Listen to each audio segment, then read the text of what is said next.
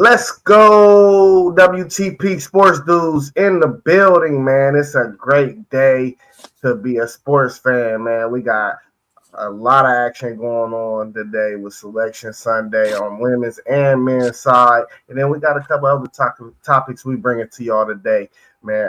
With further ado, though, we got SEC Sean in the building. What's up, Sean? How you doing today? Man, we're doing good. I'm sitting here filling out our brackets. I'm not sure I want to see how the results went because I was in last place yesterday, and I don't think it changed much. But that's all right. Hey, you know they say you live to fight another day. Well, you got to. I mean, when you get knocked down, you got to get back up. For sure. And the way these brackets are going, I'm getting knocked down. So. Hey, you gonna have a chance to redeem yourself after these brackets drop for March Madness, man. We're gonna give you a chance to redeem yourself. We got Rob up in the building with WTP for life. What's up, Rob? How you doing, fam?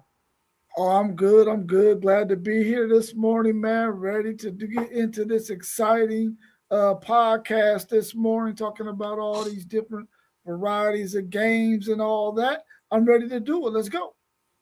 Let's do it then, man. Hey, if you are not a subscriber to the channel, you can find all of our channels scrolling down at the bottom. Make sure you hit that subscribe button. It don't cost you a thing.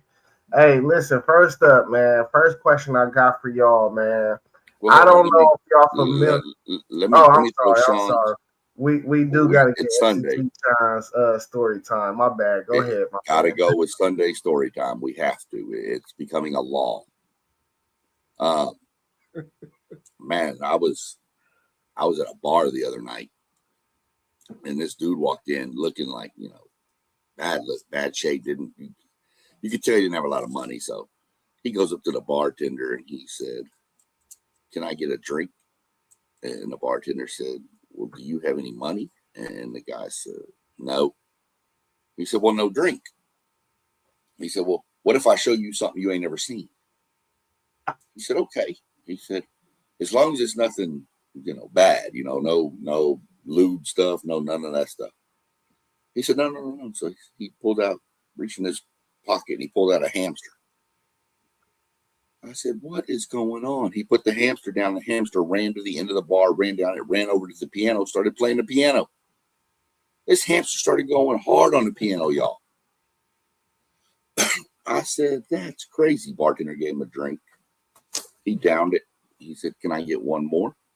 He said, "Look," I said, "it was one drink for something I ain't never seen. You did that." He said, "What if I show you something else you ain't never seen?" He said, "Okay." He said, reached in his pocket. He pulled out this frog, put the frog down on the bar. Frog starts singing. Amazing, wonderful, sound glorious. Dude at the other end of the bar runs down, says, "Man, I'll give you $300 right now for that frog." He said, "Okay, cool." Bartender looks at me and goes, "What is wrong with you? That frog could have made you millions. A singing frog? Come on." He said, "Nah, the hamster's a ventriloquist too." That was a good one. A good one. Oh my God. You deserve a reward for story time, man. Hey, listen. Thanks for story time, SEC Sean. We always look forward to that. I wish I had my round of applause. You said what, Rob? There's somebody out there that didn't get it. Probably. Sure. Hey, listen, though, we're going to jump right into it with women's college basketball. I don't know if y'all seen, but the women's game, they revealed their top 16 teams already. Each team will host a first round matchup. Do you guys like that idea? And will we see this on the men's side someday? I definitely like to get a head start on seeing what the committee has positioned some of these teams. And I definitely love the fact that they get to play a home game in front of their home crowd, much like we see in college football. I like that idea. I think it's really, really good for college sports. And I think those teams who get a home game, I mean, they should be rewarded for what they did throughout the season. If they earned one of those top 16 slots, their fans deserve to see them play at least one tournament game at home, somewhere where they don't have to travel to another city or state to get to see their beloved team play. Yeah, look, Donnell said one take got his hustle and flow microphone. What's up with you, Donnell? How you doing, man? What about you, Sean? How you feel about the top 16 idea, 16 reveal, and the idea of them having a first round matchup? You on mute? You on mute? Was it revealed yesterday? I want to say it was revealed 2 days ago. Okay. I'm good with them revealing it. I kind of think they need to maybe do it a little earlier, because think about, when was the last college basketball game for women? They got such a long stretch before their tournament starts. This kind of keeps it, if they did it if they finished the tournaments and did it like 3 days later or 4 days, it would just kind of gap that distance a little bit. But I mean, I'm fine with them releasing it anyway. A lot of times more, who's going to be the top 16 pretty much in the women's seeds, a lot more fluid than you do the men's. I don't ever see this happening in the men's side, though. I don't. I think the men's game, because so much can change on that Saturday, Sunday, that for the 16 seeds anyway, for like that 3-4 seed, so much could shift that I don't think you'll see the men's ever get to that. It's just my theory is I just think it's too much shifting going on right near the end of the conference tournaments to do your top 16. Yeah, so they did the reveal, but they didn't reveal seeds. It was just more of like an alphabetical thing. They just gave us the top 16 teams. I love the idea, actually, and I'm agreeing with you, Sean. They need to move it up, though. But we I think we had a couple conferences that just completed their final yesterday. I want to say the Ivy League, and then there was another one that some more mid-major type conferences. But I think if they could move those both up, and just kind of push everything up, I think it'll definitely be a great thing to keep on doing each and every year. I don't see it happening on the men's side either, because we've seen 15 seeds upset 2 seeds and 16 seeds. You just don't see stuff like that on the women's side. So I think giving them a home game and letting them play in front of their fans probably save a couple dollars. But as far as the men's side, I think you got to leave it on neutral sites, because I think still anything can happen. So, this is championship basketball, when you start March Madness. So if you got any type of advantage of home court or anything like that, I like to keep that out of it, just because I know that we can still see upsets. I think the upsets become less if you let them 1 and 2 seeds play on their home court. But if we did see that on the men's side, I wouldn't be opposed to it. I wouldn't be opposed to, actually seeing it, like my Buckeyes have a good year. We a 3 seed, and I can go straight downtown and watch a March Madness game. That'd be lit for real now. I that is the other side to it, your hometown fan base. So I don't know. I doubt we'll ever see it on the men's side, though. Hey, after championship weekend, has your thoughts changed on anyone being able to stop the UConn women in March Madness? Man, I think they're by far the unanimous selection going into it, but as much as I hate to say it, the way Texas looked against South Carolina, if they play like that, they can beat almost anybody. They came out with a fire, and they just took it to a South Carolina team who we're used to see take it to everybody, and just run away from teams and hide. But I think Texas. I mean, I think you got to watch UCLA. I think UCLA's flying hot right now. The South Carolina is always in the mix, but to me, it's one of those three that would give UConn the most trouble. But I just think Texas plays a different breed. They can just flip a switch, it seems. Now, I've seen Texas women flip a switch and not look so good either. So, but one of those three, I think, could give it. I think it's possible for 3 or 4 teams that could possibly to make that happen. Texas being one of them. I think UCLA can be another one. I think South Carolina could possibly be another. There's some other teams out there too that can give them some run in maybe the first half. If you can force them into a style of play that they don't want to play, then you could probably stay in that game and be able to have opportunity to win it in the end. I think there's about, like I said, 3 or 4 teams that could possibly do that to them. But you really have to be on your game. You got to knock down your shots. You got to play your style of play that benefits you and the type of players you have. And if you can do that, yeah, you could definitely give UConn a run. But I really think they're gonna win the championship. So even though I'm saying those 3 or 4 teams, I don't think anybody's gonna beat them.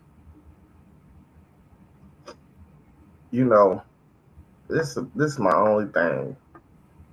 The Big East, they won their conference championship by 30 points.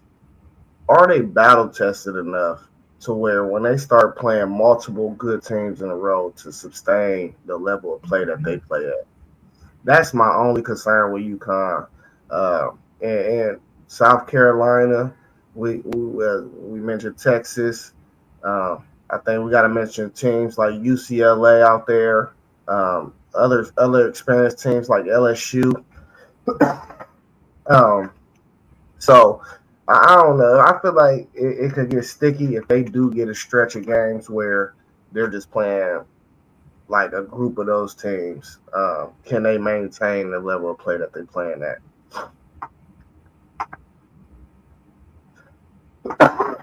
Did y'all want to add anything else to the women's game before we turn over to the men's side of March Madness? I think the women's bracket is going to be far more competitive than the men's early on.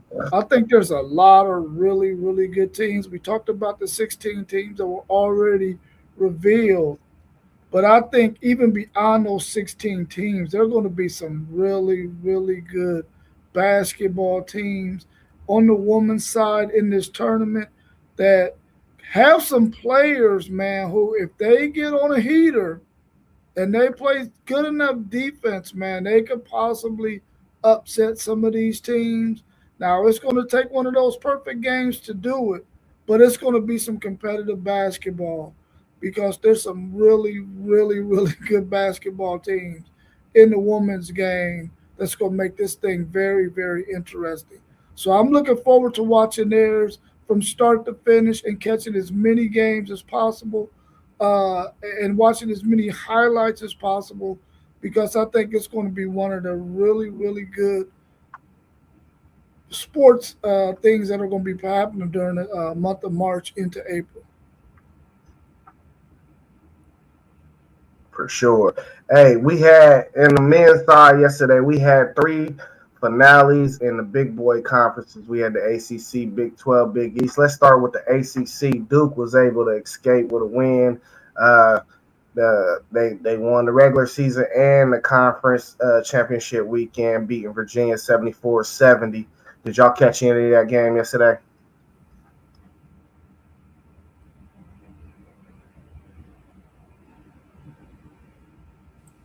I did not. I didn't catch any of that one. I was busy flipping around. I was actually watching a baseball game, watching the A&M baseball game yesterday evening. But I mean, I looked back at it and looked at some of your stuff, and I mean, it's what you expect from a tournament final. I think quite a few of the tournament games yesterday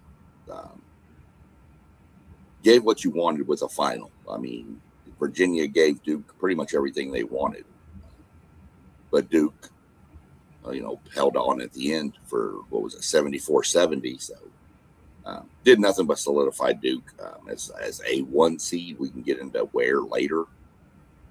I don't know that they're the number 1 overall, but again, I'm sure that's coming up here in a few minutes. I didn't really watch much of this one, but I mean, I wasn't really too interested because I really thought Duke was going to beat Virginia. I'll give credit to Virginia. I thought Duke was going to beat Virginia bad.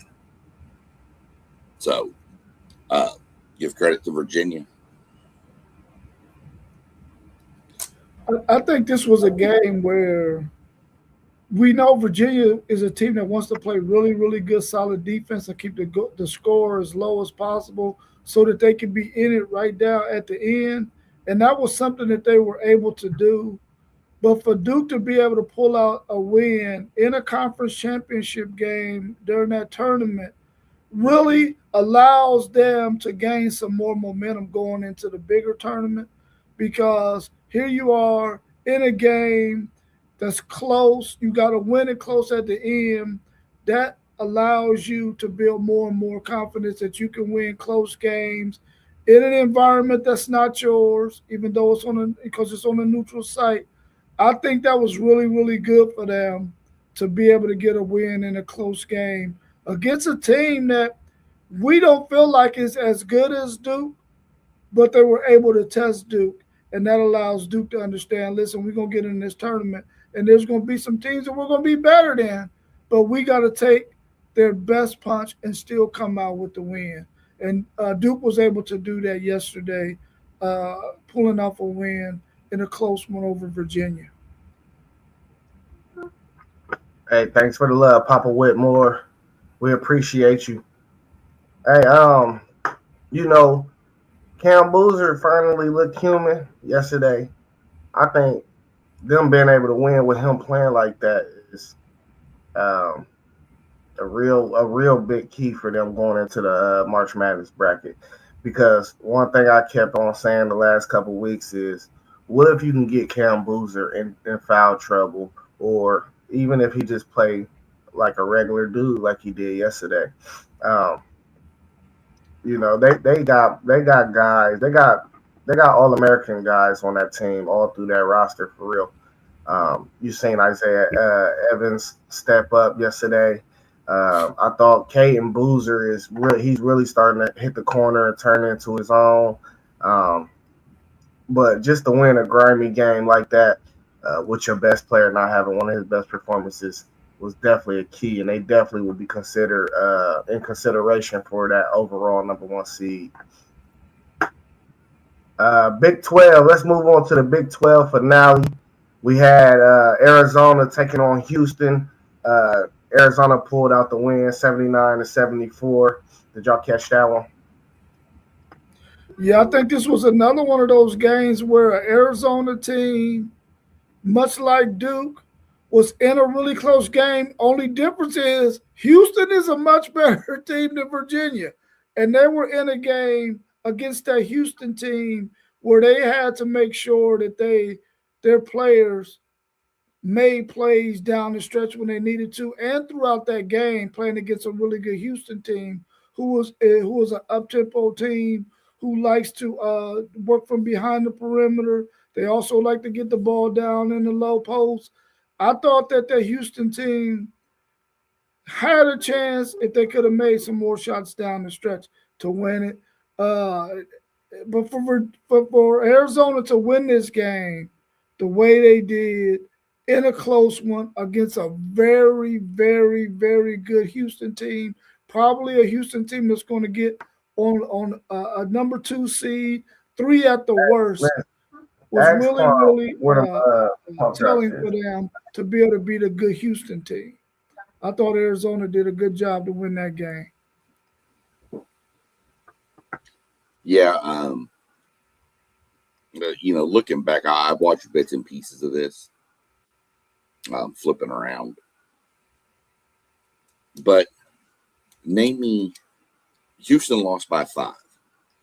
Flemings and Sanak, I think that's how you say his name, combined for 13 points. That's not going to happen very often. Mm-hmm. And they lost by 5. So other people had to step up and pull some more of the weight, and they did.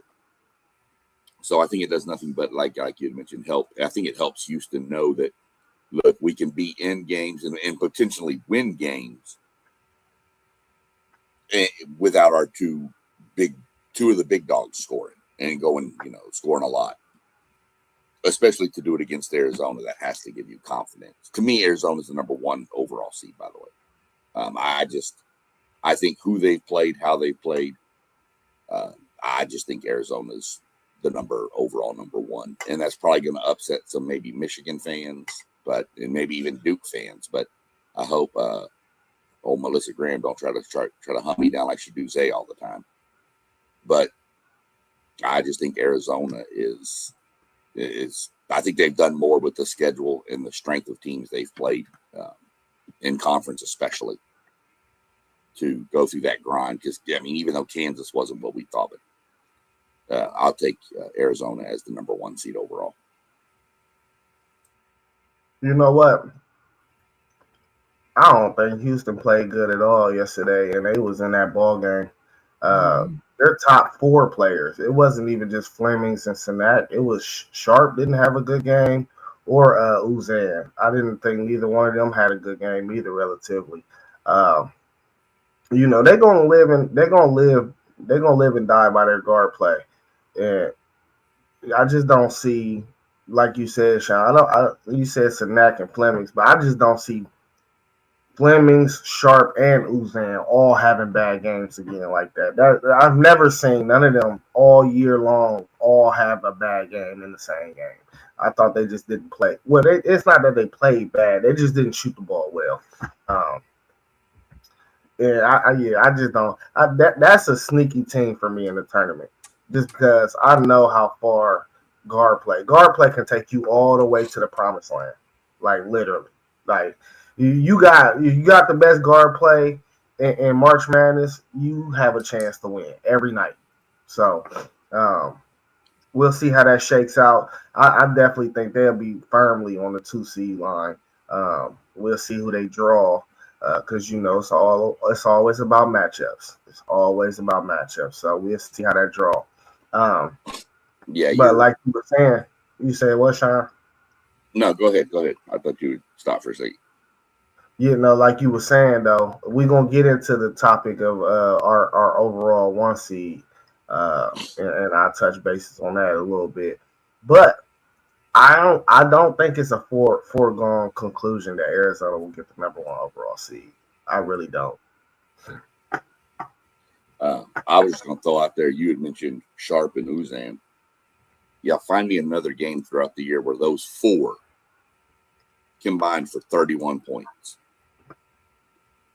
You'll never find me another game where those 4 players scored 31 points combined and went 4 of 15 from 3. But do we give credit to Arizona for that, though? See, that's the hard part right now in this time of year is, they're coming off back-to-backs, which I know is not a big deal, but they haven't played back-to-back games since early in the season doing tournaments. They've always played a game, had 2 or 3, 4 days rest. Played a game, 2 or 3 or 4 days rest. This is back to back, and you don't know how your legs are going to respond. Yeah. But nonetheless, combination of 2. Arizona's defense, poor shooting. Arizona wins by 5. I don't think if you're Houston, you can be completely upset with the scoring effort you got from 4 of your starters, and you're still in the game. So I think it just says a lot.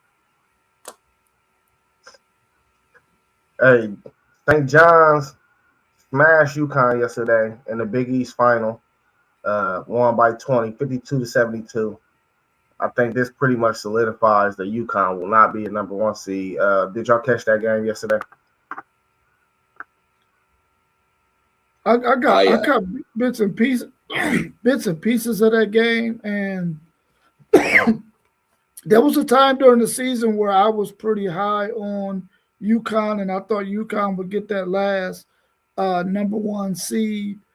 But over maybe the last 3 weeks to a month, they really have dealt with something maybe internally. I'm not 100% sure what's going on there, but or maybe it's just the fact that they played in a conference that's really not that deep, and they were just beating some teams that just really aren't that good. But I thought UConn would have made a better showing in the championship game against St. John's, but St. John's really just put it on. They played really, really well. St. John's, that is. And I think that they could be a team that could possibly make a run in this tournament. It depends on what line they get on and how they can avoid some of the top seeds. If they can meet them maybe down in the Elite Eight, Final Four, they could possibly be one of those teams that could shock somebody in this tournament. I didn't. I was keeping up with the score, and I was just like, man. At one point, St. John's was up like 32-19 when I saw the score, and I went, man, what is going on here? Then I looked back again, and it hadn't gotten any closer. And then I looked back again, and it had gotten bigger. And I went, okay, well, that as my name implies, I wasn't really that upset about it, especially when Florida got boat raced by Vandy. I was like, I think Florida still holds on to the last number one seed, so I was happy with that. But UConn team is, man, what did we say the other day? They had the worst loss, and then they wound up losing to Marquette, which was an even worse loss. Mm-hmm. They've got terrible losses.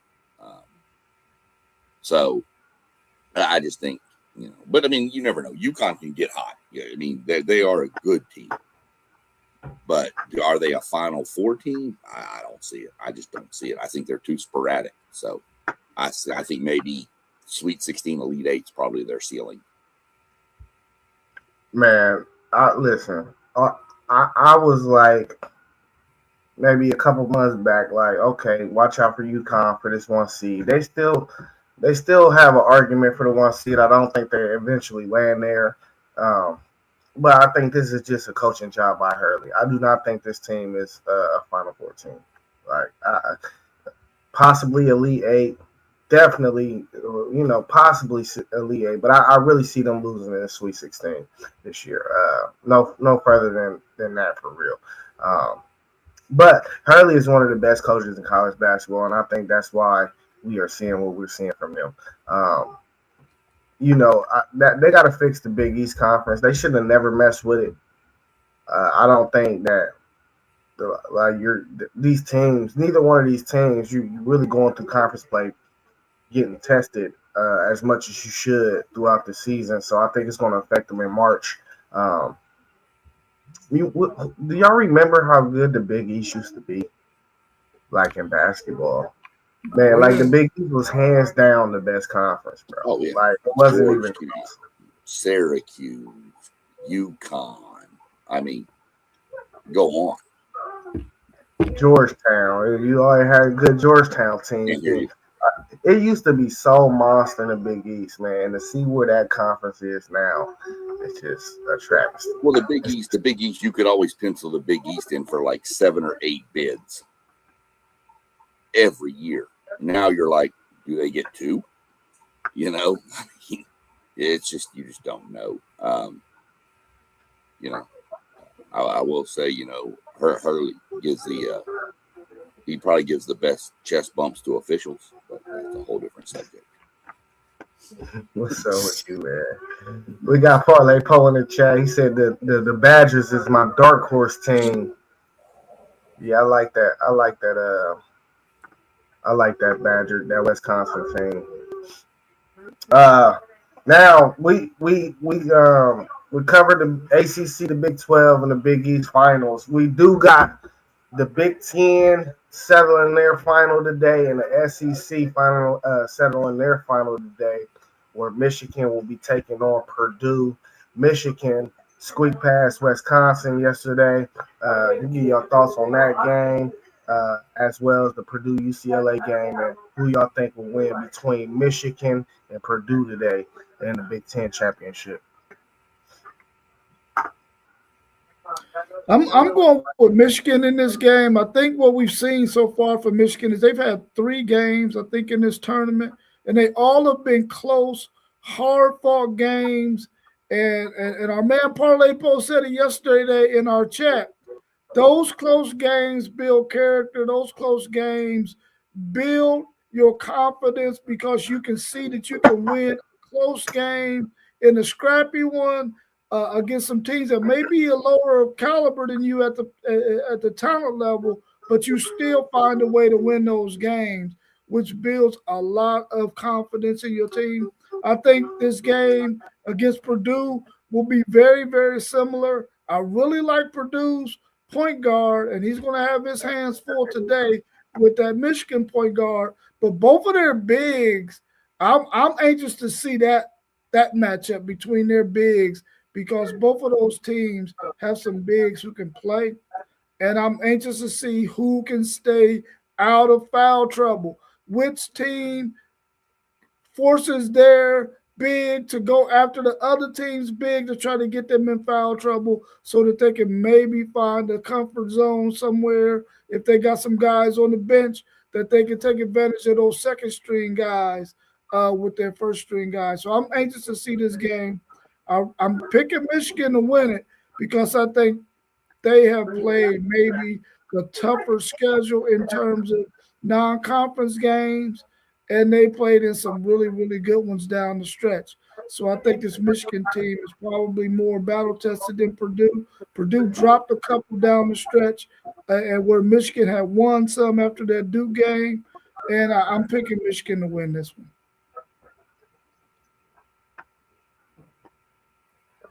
Yeah, I'm with you on that one.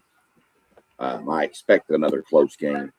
Like I said, these tournament finals should be close games. These are the 2 best teams in your conference. They should be close games. You would expect it to be, but I mean, we get blowouts too. But I like Michigan. I like this Michigan team. But you know, Purdue was Purdue like preseason top 5, right? Weren't they? Yeah, I think they was up there, top 5, top 10. Yeah. I mean, so we're talking about a good team. Yes, they struggled a little bit coming down the stretch, but you know, sometimes a struggle down the stretch can build you up for a run in March. I mean, kind of refocus and reset everything. So I expect it to be a good game. I do expect Michigan to pull the victory. I will tell everybody that was interested in our chats, our bracket we all filled out. Michigan was everybody's pick in the Big 10. So once we get to the end of the show, I'll give the final results of our bracket challenge because nothing can change because everybody had Florida in the SEC and everybody had Michigan in the Big 10. None of y'all had Purdue in the championship. Nobody had Vanderbilt. Yeah. Our boy Moss had Texas, but that didn't work out after day 1. You sure know how to rub it in, SEC, Sean. You sure know how to rub it in. Yeah, I do want to. This is somebody you know, Rob. Get some.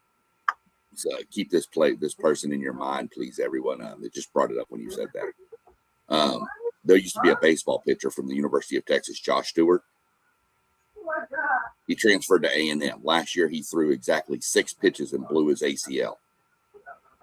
This year, he came back fully healthy, was looking good, threw his second pitch of the game the other night against Oklahoma and blew his elbow out. Wow.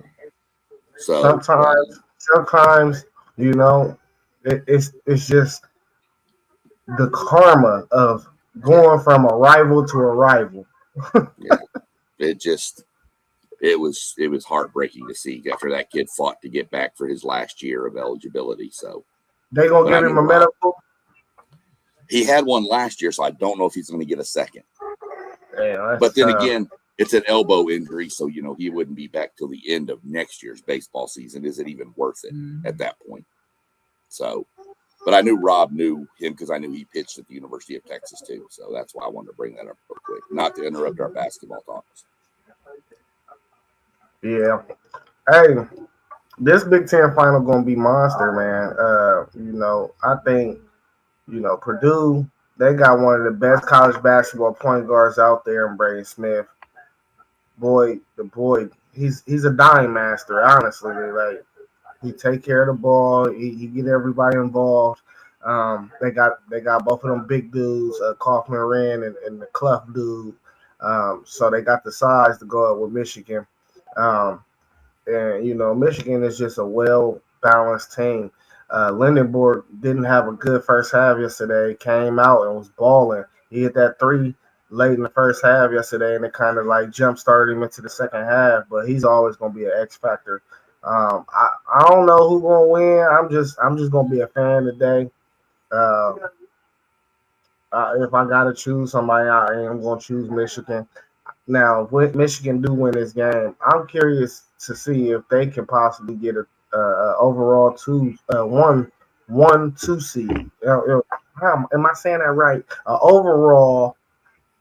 The second overall 1 seed. I wonder if they can get into that conversation, or maybe even the first, because if you look at it, they end up with the same record as the other two teams. So what is the resumes? It's a lot of good teams in the Big Ten. So for them to go with a 2-loss throughout the whole year, man, they gotta have some type of consideration for the overall number 1 seed, in my opinion. Look, this year's different than the rest I've seen, and y'all can tell me if I'm wrong. In the past years, you can pretty much take 1 or 2 teams, and one of those is the 1 seed, the overall. This year, you could take those 3. I'm going to leave Florida out of it, but you could take Arizona, Michigan, Duke, put the names in a paper sack, shake it up, reach in, draw them out in order, and that's your seed, and nobody can complain.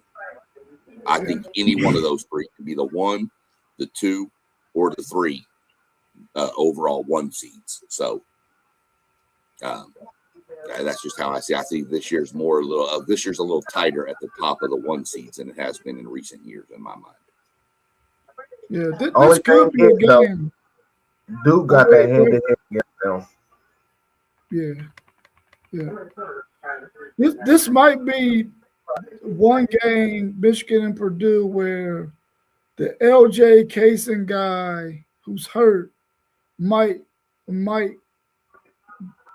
give Michigan some issues, because I know they miss him, because he's a walking bucket, man, when he gets out there on the floor. Not having him in this game against Purdue might hurt Michigan, but I think they're still going to win this game. But they could really use LJ Kaysen in this one for sure. All right, let's turn over to the SEC, man. We got a matchup between Vandy and Arkansas. Maybe 2 teams we probably didn't really see being here, but nevertheless, they're here. Vandy beat Florida yesterday, 91-74, and Arkansas squeaked past Ole Miss in overtime, 93-90. Thoughts on that? That shocking. There's no way I saw that coming from Florida. When you look at it, Florida, even though they had already played once, they didn't look right. Something was just off with Florida. I don't know if it was hard for those players to keep their focus, because they're like, look, we're a 1 or a 2 seed at the worst. Let's just not get injured. Hawk or Tyler, whatever, Hoff or Howe, I still can't figure that guy's name out. He is coming off of a little ankle issue, so I know he played, but did he really? So I don't know.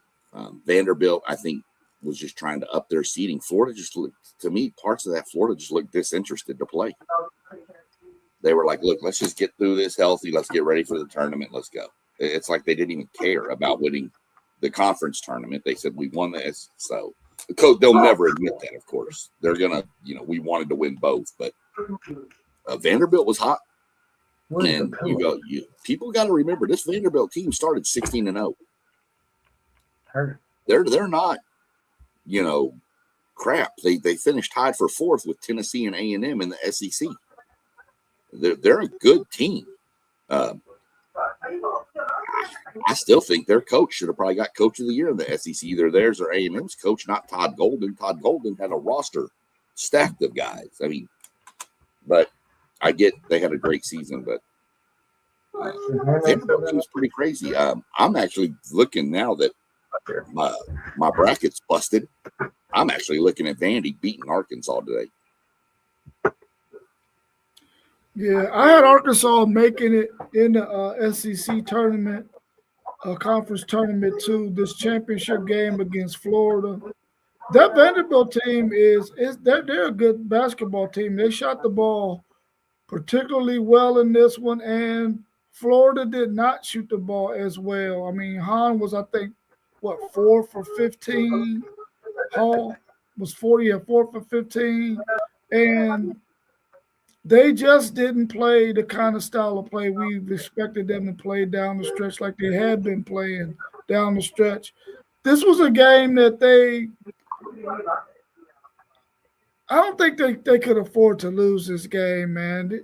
You're going into the NCAA round of 64. You want to go in there on a high note. Will their coach be able to get in their ear and get them to understand that it's just a loss? Don't get beat twice. Now, I don't think they'll lose in the first round, but they could have this game sitting in the back of their mind that, man, we let a Vanderbilt team that we're better than beat us. Or will it be one of them things, well, we didn't shoot the ball particularly well. We got to make sure that we do a better job of that and beat teams like Vanderbilt if we meet somebody like that in the tournament. But Vanderbilt came out there. They played really well. They shot the ball particularly well. I think they had one kid who was 8 for 10 from the field. He had, I think, 20 points. And they had some other guys who chipped in in double digits, like 5 or 6 guys in double digits. So they have really balanced offense. Can they beat Arkansas? I think this is going to be a really good game, and I think we would rather see a really good game in this championship game than a blowout. And I think we're going to get a really, really good close matchup between Vanderbilt and Arkansas in this one. Yeah, I ain't too upset that Florida lost this game, man. To be honest, I think they're fine. They'll be just fine for tournament time. You get a tune up. They get a 15 or 16 seed to open it up, depending upon what seed line they drop on. They're just still gonna be a tough out, bro. They're too long. They're just too long. And hats off to Vandy. I think Vandy needed that game, and I think they played with more hunger, and they played like they needed that game more to improve their seeding. So I think that's just what a product of what we saw yesterday. On the other tip, Arkansas, man, Malik Thomas, Malik Thomas, however you say his name, he balled out of control yesterday. A-Cuff is the guy for sure, but if Malik Thomas can play like how he played yesterday, that's another team where their guard play can drag them damn near to the Elite Eight. I feel like I don't think that's a Final Four team, but they got the guard play to get to an Elite Eight for sure. Now today, I don't know who's gonna win that game. I'm rooting for Arkansas. I think A-Cuff is the national player of the year. I said this last week. I think that dude is unreal. He had a good game yesterday. This Malik Thomas was a little hotter, but nobody in the country can stay in front of A-Cuff. Nobody in the country can guard him. He's unguardable. But it's a few players out here that's unguardable. But him, I think that is one single player that means more to his team than anybody else in the country. Well, he's He's unguardable, but he also makes the right decisions giving up the ball. Back to Florida real quick. Remember, Florida was on like a 13 or 14 game winning streak. It's going to be hard to go 20-0 if you're going to win the whole tournament. So a loss, while never a good thing, could help refocus them in. I mean, you're talking 14, they'd have been like 15. That's 21 straight wins. That's just not going to happen very much in high-end college basketball. So for sure. All right, who is your fourth number one seed? You going Florida, UConn? Is it somebody else? I'm going Florida, hands down. Yeah, I'm going Florida. Sorry, Rob. Oh no, you're okay. You're okay. I'm going Florida too. It was an echo. Yeah, the two SEC guys. We should have known we're going to pick Florida. Come on, don't give us that. That was a layup, Zay. Hey, I gotta ask though, because I ain't going Florida no more, man. I'm going Houston. I think Houston deserves that line now. So I think Florida should be the top number one seed, 2 seed. But I don't know. I've been liking what I've been seeing from this Houston team. And to take who we possibly think is our overall number one seed, Arizona, to the brink like that yesterday, I got to give them some credit for that. I think the committee is going to look at it, and I think you're going to have a number one seed from all Power 4 conferences. That's just how I think it's going to. I respect it. That's just how I think it's going to play out. I think they're going to say Florida, defending national champions, had a hell of a year. Yeah, they got blown out in the SEC tournament, but there for years they say the seeding really doesn't change much in the conference tournaments. So I think Florida stays on the 1 seed, and I think Houston. I think you're going to have Florida, Houston probably in the same bracket, which is going to be nasty for everybody else in that bracket.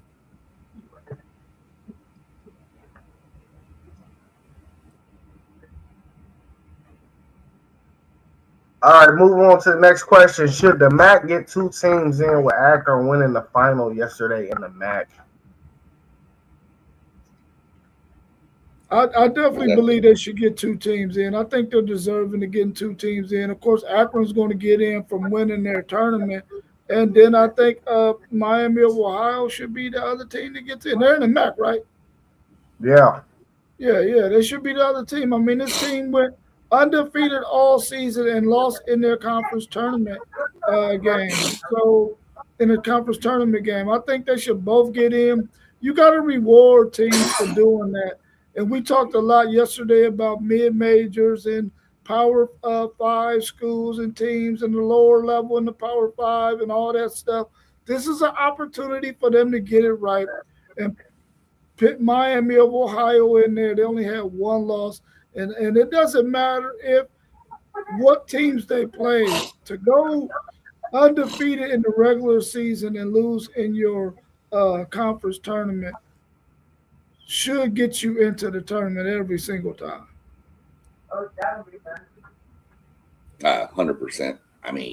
Obviously the conference champ needs in. I mentioned this yesterday, that this could potentially hurt the bubble teams, the Auburns, the Texases, because you had a bid stolen. If Miami of Ohio wins that tournament and wins the title, then it's a 1-bid league probably. Mm-hmm. But now you're going to get 2. If they leave Miami of Ohio out, it's a disaster. They need to just shut this down and not even mess with this anymore. I know their strength of schedule is terrible.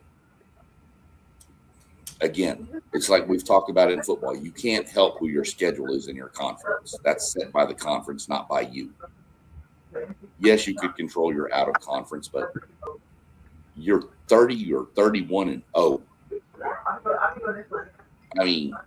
Nobody else did that. So you better let Miami of Ohio in. That's just my opinion on that one. I think you had a couple of bids stolen yesterday. So I think Dayton. What other bids you think got stolen? From where? Well, Dayton knocking off St. Louis probably added another team from that conference. I'd have to look through the rest of the smaller, divisions, but I think there was another upset somewhere in there. I will give my shout out to my matchup of mascots yesterday. The Rainbow Warriors are now in the NCAA tournament, defeating the Anteaters. So, but I think Dayton beating St. Louis added another bid to that. What is that? The A10? Yeah, Atlantic 10. Yeah, I like the Atlantic 10 though, man. That's some good basketball.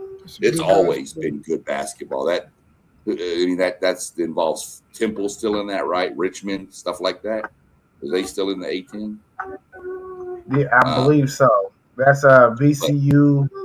Yeah. Because you got VCU and Dayton, I think, today for the final. One of those, if not both of those teams, are going to be in. St. Louis is going to be in. So now you're going from a 2-bid to a 3-bid league. So there's another potential bubble spot stolen. So it's always interesting to watch. And we're going to see, like I mentioned yesterday, that Stephen F. Austin team at like 29-4 is a good basketball team. Do they get any, love? Whatever. Probably not, because they're smaller conference, which I don't think is right. But we discussed that yesterday, so I'll digress on that.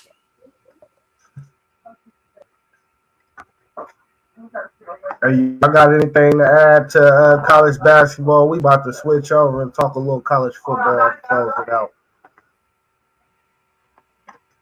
Well, I'll update the bracket real quick. The challenge, before we switch over sports. So your winner for SEC bracket was tied between Rob and Doug. Your Big 12 bracket winner was me. Your ACC bracket winner was tied between Moss and Doug. Your Big 10 bracket winner was tied between Doug and Postgame. Why you here if you ain't gonna make breakfast? Yeah. Uh-oh, we got Family Feud kicking here now. Then that brings us to our overall standings. Our overall standings, which cannot change because, again, everybody had Michigan today. So you can either add a win or a loss to these totals, and you'll be right. I made a comeback. Hey, I heard you pop that whole thing. I flew from last place to second to last place. So last place, because he took some crazy picks, Moss, 35-25. I came in second at 36-24. Post game finished 37-23. Doug finished 38-22. And the leader of the group, Robert, also finished at 38-22. So we had a tie at the top between the two Hook'em fans. The two Texas boys. Yeah, that's how it's supposed to be. And they always there because I was unavailable. Yeah, you were unavailable. I tried to get it to you. I really tried. I was sick, bro. I was not. You wasn't gonna get me to do it, bro. I was down bad. Yeah. The for the craziness is the SEC and the Big Ten seem to give everybody more problems than the other two, which tells me that the other two conferences are more top heavy, and the other two are kind of, you got teams that can beat a team here or there. So. I don't think anybody had Northwestern beating Indiana. So that's where we finished with that bracket with conference tournament brackets.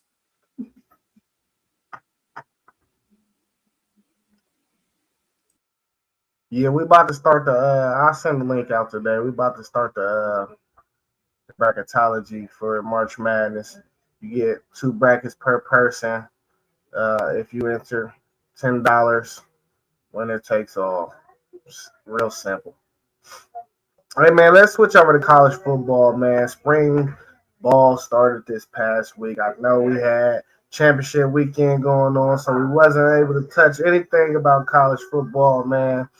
But are there any questions that your program needs to answer this spring? And what are they? What is y'all's questions for y'all's programs and y'all's teams respectively? Go ahead, Rob. You get Texas. Yeah. For us, for Texas, it has to be, will the running game get to where it needs to be? In the past, we've seen Texas have a really, really good running game. This past season, it was dormant. It was not good at all. We did not have 1,000-yard rusher. And that's the first time in Steve Sarkisian's head coaching tenure, or even as offensive coordinator, I believe, that he has never had 1,000-yard rusher. We got to make sure that that happens.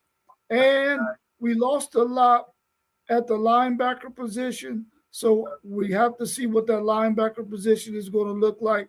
We, of course, got some guys in the portal and we got some young guys coming in. What is that defensive linebacker position going to look like? And also the defensive back position. So those are the biggest questions I got for Texas. I think they answered everything in the portal as far as their offensive line is concerned and the wide receiver position. So the verdict is still out on how it's going to look because you got to play the games.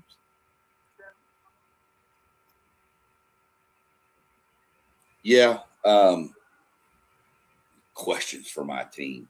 How long do we have? We've got to shore up the offensive line after losing 4 starters. That's question number 1 in my mind.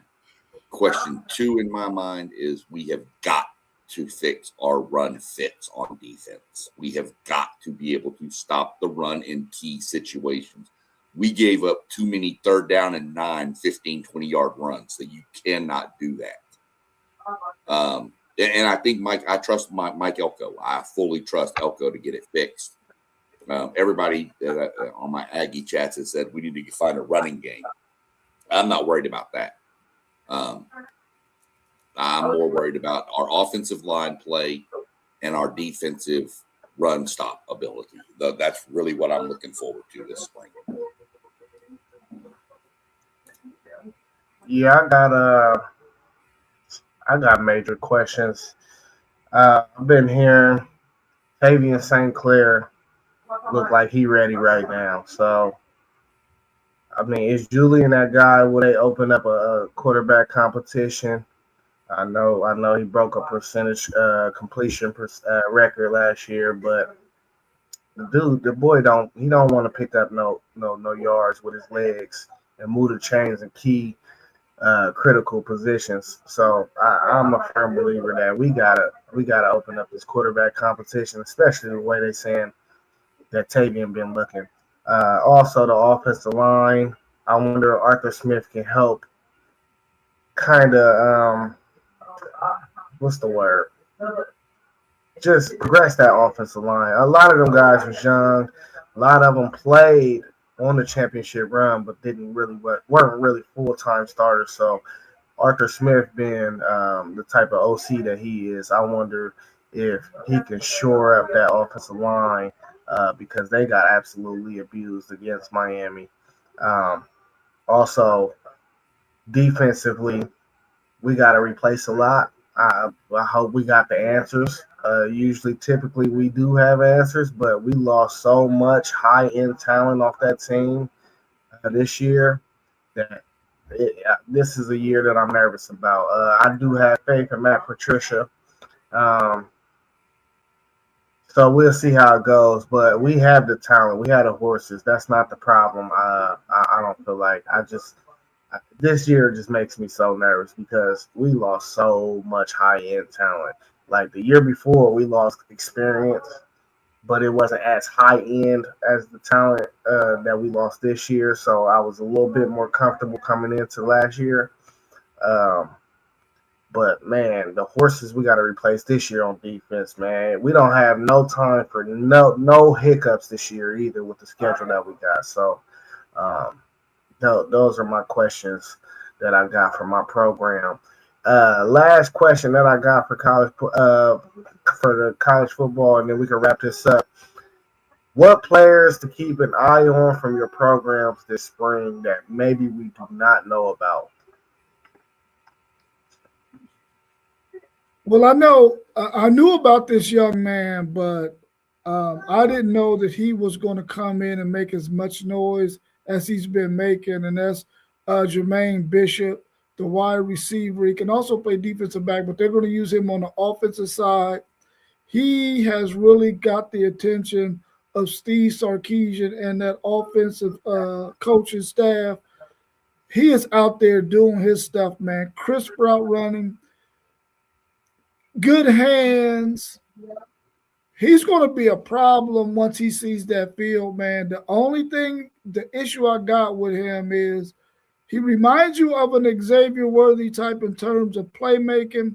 He just doesn't. He's small like Xavier Worthy, and he might not have the speed. Well, I know he doesn't have the speed that Xavier Worthy has, but he is going to be a dynamic playmaker, and I'm excited about him.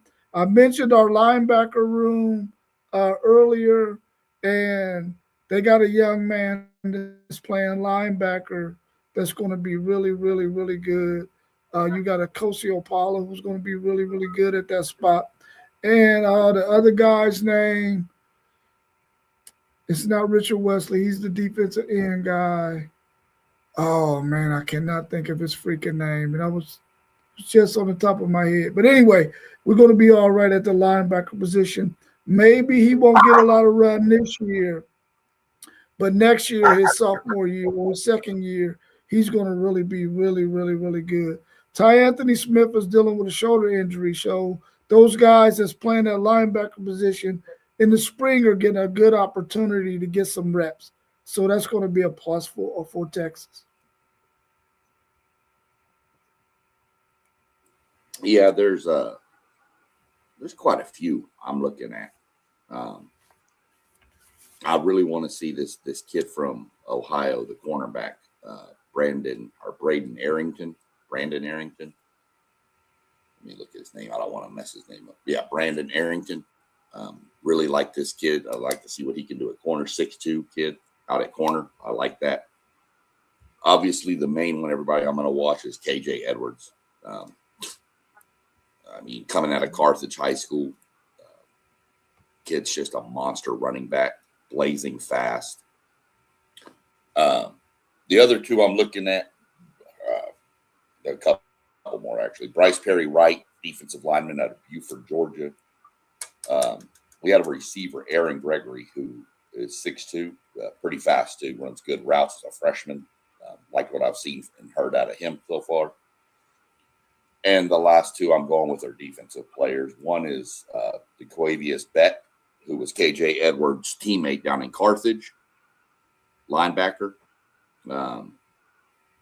Believe has the ability to switch back and play safety too, but linebacker mostly. And then the name of the recruiting class for us this year coming in was Tank King. You can't go wrong with a linebacker named Tank. So those are the kids I'm watching as far as freshmen go. I obviously want to see Isaiah Horton, transfer wide receiver from Bama. Everything I've heard is he came in and took the receiving core and said, let's get to work with Marcel Reed, and that's huge leadership. So we'll kind of see where it goes from there. But those are the ones I'm most interested to watch going through spring anyway. And just want them all to stay healthy, please. Let me mention Derek Cooper, too, running back out of Florida, 6'1", about 217 or so pounds. He's looking really, really good, too. And we talked at the school the other day, one take Zaya, and I mentioned the fact that Texas has not been getting those Texas running back. They missed out on KJ Edwards, who SEC Sean mentioned. So that a lot of that has caused us to have to go to places like Florida and other places to get our running backs because some of them have just decided they're going to skip out on Texas and go somewhere else, which forces Texas to have to go to another state to get their running back. But for the last 3 years, they've gotten the top running back out of the state of Florida. Yeah, Derek Cooper, a monster. So I wouldn't be surprised. He started day one. Key guys for me, I got my eye on. We hearing a lot of noise about running back / receiver legend Bay for sure. The buzz is real wild about him. They said he's one of the best athletes on the team as a true freshman. I look for him to get at least 5 to 7 touches a game, not including kick return and punt return. He better be our kick return punt returner. Uh, all this noise. Da, da, da. I hate Ryan Day and his special teams and how he run it, man. I miss Jim Tressel on this aspect. Jim Tressel knew to put his best athletes on special teams because he wanted to win with special teams and defense. That's his motto. That's how he was in running the ball. So I miss the days where we had dynamic special teams. Unfortunately, over the last decade and a half, we have not been having dynamic special teams. I expect that to change this year with an athlete like Letcher Bay. Of course, I told y'all Tavian St. Clair, he's been making a lot of noise. They said this dude, he put the work in. He looks like a completely, totally different player. He looked like he ready to go right now. I'm telling you, if Julian, he might have a short leash this year if that's what they talking. You know what I mean? So if they keep on saying, if it is the way what they keep saying it is, them interceptions on the first pass and multiple games in a row, stuff like that is not going to fly this year. Really, the offense is the offense, man. The offense just the line needs to get better. We know we got Jeremiah Smith. We like this guy, Kyle Parker, we got from LSU. We like McCain that we got from UTSA. They said these guys give the receiver room a pro feel. These are experienced guys. I think both of those guys will be fighting for that slot position with Brandon Ennis to start the year off. We know about Chris Henry. Chris Henry, they say he's been making crazy alien plays. I hope they just slow roll the boy. He's not Jeremiah Smith. I hope they just take their time with him. We do not need him to be Jeremiah Smith on week 1. So I hope they just ease him into it. On the defensive side, though, we're looking at Corey Wilder on the defensive line. Corey Wilder is one of the few freshmen that I think will be able to play and crack the 2 deep early on in the year, just because attrition on our defensive line is not where it was or where it needed to be. We got T1 up in the building. He looked like he on vacation, still enjoying his time. You know what I mean? What's up, T1? How you feeling, baby? What it do? Feeling great, man. Feeling great. Relax. And look, I just got down to the water and looked at my phone and saw y'all was on. I said, let me go holler at the homies. Yeah, man. What's That the backdrop was topic? great, man. No, we were just talking about our teams and Hey, our college football programs and news going on in the spring. dag, my reception acting funny. We can hear you clear. Yeah, we can hear you. Okay, cool. Okay, you said y'all was talking about what, Zay?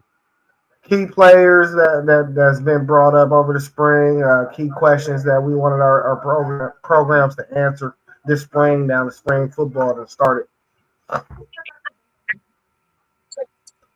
What's up? I like that.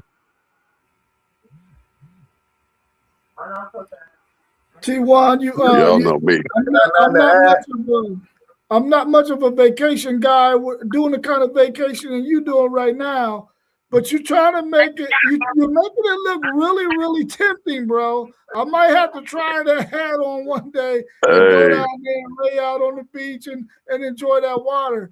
I'm usually more of a inner city, downtown kind of guy, going to museums and stuff like that. But you got that looking pretty good there, bro. hey, look, bro.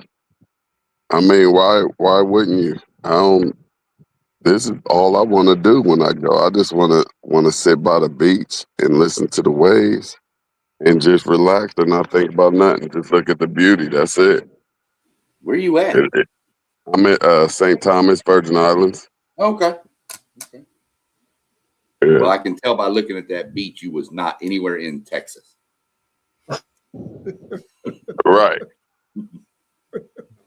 Absolutely. So Dag, y'all about to end. Hey, but look, so y'all know me. Y'all know I only got one team to talk about, and a whole lot of players. But Zay, what'd you talk about our squad? Man? Let me get what you getting off of our squad. I was just saying, Legend Bay is making a lot of noise out here. Tavian St. Clair he's been making noise out here. Kari Wilder on the defensive line. I think he could crack the 2 deep. They're real high on him, and then that's about as far as I got for real. You forgot Christopher. I said Chris. I said Chris Henry too. Oh, I was about to say, because hey, he looking like a day. He looking like a day one. What you say, Zay? I think we need to slow roll him. I don't think we need to slow rolling.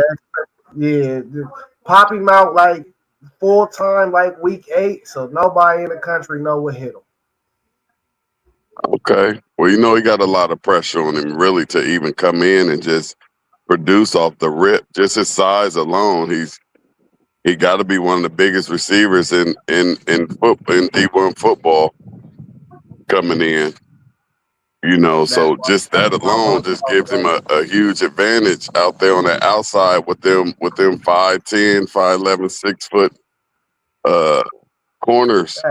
So it's gonna be interesting. But I'm loving the way Legend Bay, they saying Legend Bay out there looking as well though. I'm geeked up about our upcoming season, as I usually am. How about you, Rob and SBC Sean? How excited are y'all? Do y'all think y'all are excited as Buckeye fans? Oh, I'm probably even more excited than Buckeye fans, simply because y'all got, man, I'm telling you right now, I went on in 2 separate occasions where, remember, One Take Zay and T1, when y'all said there's no way with the talent that we had on that Ohio State team last year, we should have lost any games. I ran in 2 separate situations. 2 Buckeye fans said the exact same things that y'all said. Y'all losing a lot that y'all got to replace in terms of really, really talented players.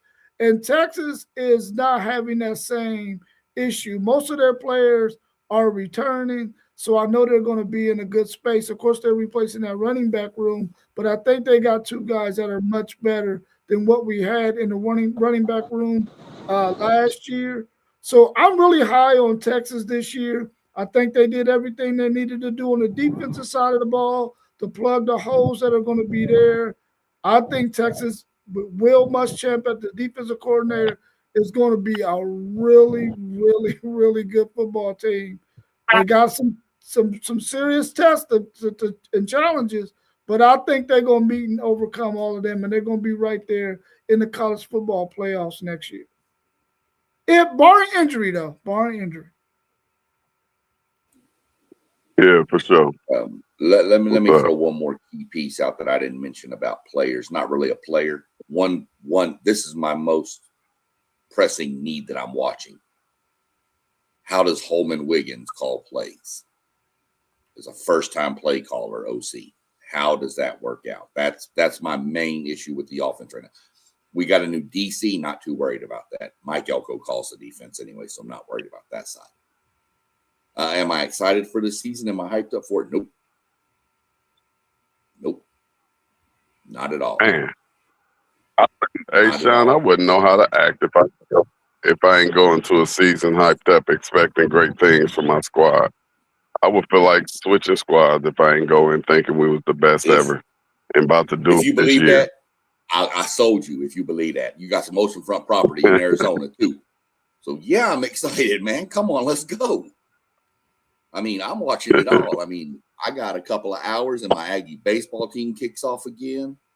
I mean, come on, man. Let's get this rolling. I'm all for the college athletics, and I'm good with my football team. I support everything as hard as I can with my Aggies, of course, just like I know y'all do with the Buckeyes. And Rob, I know for sure you do with Texas. It's the same with Texas and Texas A&M. The fans are rabid for both. I've come to learn that Ohio State fans are just as rabid as those SEC fan bases, if not worse. to some extent. It worse. They sometimes. worse, bro. They worse.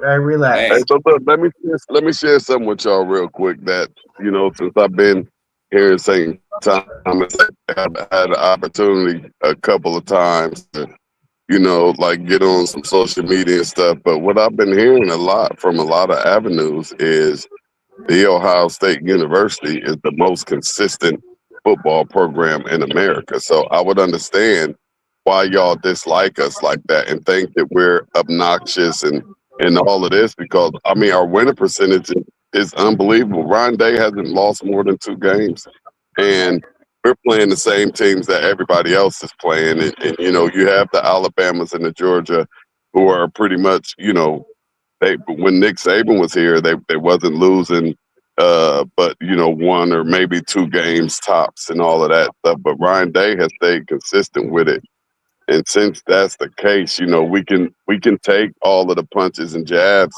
that y'all give us for our success. We're highly successful, and we can bet the bank that we won't lose more than 2 games again. That's just something that we can go into our season knowing at the very least we'll be 10-2. But everybody wants to say the Big Ten is whack, but there's other Big Ten teams out here that can go 10-2. So, it's football, y'all, and it's great being up on top. And when you're up on top, they slander you. They talk about you. They say you walk funny. Just because you're a Buckeye. But hey, it's great to be a Buckeye, man. Y'all should try it. I want to justify one thing, because I don't want any Ohio State fans coming at me or unsubscribing from my channel. I've never said y'all were. But we do got some English ones, Sean. I never said y'all were not. I never said y'all were obnoxious. I said you were annoying. Oh no. I wasn't saying you. Yeah, Sean. I wasn't saying you. I have to put that out there because it's a viewer watching right now. They called us obnoxious. So that was for them. I just heard it. It just went into my ear. I have to say one thing, being somebody from out of Ohio, from Texas. I got to say one thing, somebody that was all about the Southwest Conference and all the Southern football. Didn't really keep up with Big Ten football too much. But I got to say, the 2 conferences that everybody knows, the 2 big powerhouses in football, the top level of those programs are just dead even in my mind. Though the top levels of those 2 conferences are even. Granted, the Big Ten has the upper hand right now with the titles, but I never knew that much about Big Ten football until I moved up here and started following it a little more. I'm not going to lie. It just wasn't something I followed. I had Texas. I had high school football. I had college. I didn't need the Big Ten. There's some good ball up there in the Big Ten, fellas. I'm going to tell y'all, you boys from the South tuning in, there's some ball up there. We appreciate that too. And, it just feels good being up there mentioned with y'all. We just need to try to, we'll have a long time before we're able to catch up with y'all on a 10-year span of national championships, or even 15-year or 20-year span, because the SEC, y'all smashing us on the natties, and I hope that we can keep this thing up. But we know it's not going to just keep going year after year after year. This 3 right here, it probably end after the 4th or the 5th one, because I think Ohio State going to get another one this year. So it won't end this upcoming season. But we need to catch up with y'all on them natties. But I think we neck and neck too. When you take the top teams, put them up at the top and play, I think we neck and neck, and just depending, the ball could tip anyway. We need to throw those top teams up there. But we now need a SEC Big Ten challenge to start off one of these football seasons and get this thing kicked off all the way right and go from 1 to 16 all the way down and just have a little bit of fun with it. Nope, I just want the top 10. The top 10 from Just each the top conference 10? pair up and play. Pair up and play. Okay. I don't want to see Rutgers in Kentucky. Do you? I do. No, you don't. No, I want to see the bottom. I want to see the bottom dwellers as well. Okay, you want to see the score, but you ain't gonna sit there and watch that game when you can watch. I mean, it depends. It depends Texas on how A&M they schedule. and Illinois play. If you're gonna watch Texas A&M and Illinois play, or Rutgers and Kentucky, come on. Ain't nobody watching Rutgers in Kentucky. That's going to get negative ratings. Oh yeah, yeah. Well, the Rutgers. Well, you got to understand those fan bases, and when you talk about the SEC and the Big Ten, our fan bases are great. You know, so I mean they'll get some. Yeah, they'll get some. But I like that. I ain't mean to hop on at the end and extend y'all stuff because y'all know I could go. But I appreciate it. I just want to pop on here and see what the homies was doing, man. Y'all know I miss y'all. Y'all know I miss getting down with the get down. Basketball season over with, so pretty much. So that's gonna free up a lot of time for me. Boy, I've worked hard this basketball season. Yeah, go ahead and hit that reset button, man. We ain't mad at you. Hey, that's what I'm doing, man. I'm coming back and I'm putting all 10 toes down and I'm going even harder. I didn't even think it was a way to go harder, but I gotta go even harder. Like goodness gracious.